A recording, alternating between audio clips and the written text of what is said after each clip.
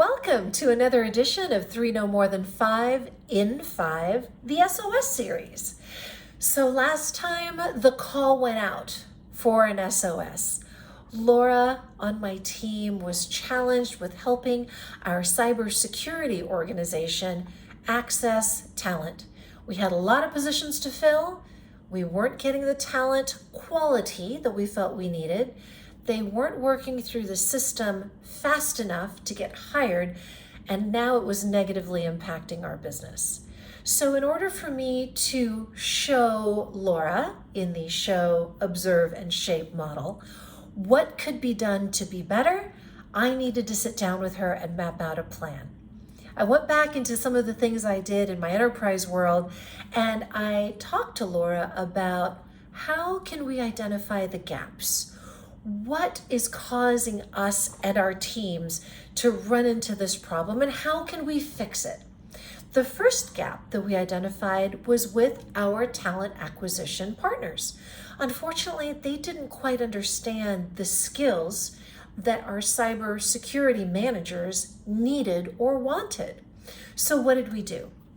We brought the talent acquisition people and the managers together to really start to understand what type of work was being done in that organization and the skills the hiring managers needed for that work to be accomplished. Now, the managers could start to hold our talent acquisition team accountable for the quality of candidates coming in. They were speaking the same language. They'd all come together and said, this is what we're going to do. So talent and managers could start to build a stronger working relationship.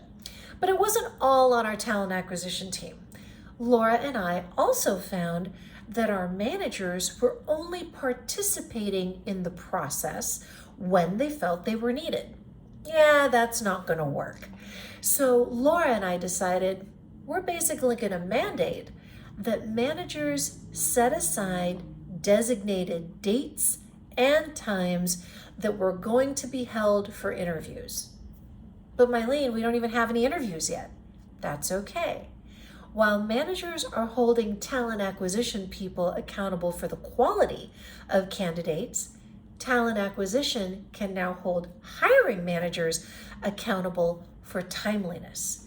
If they're bringing good candidates to you, you now have designated dates and times on your calendar to schedule these interviews and be efficient about working through the process, the hiring process.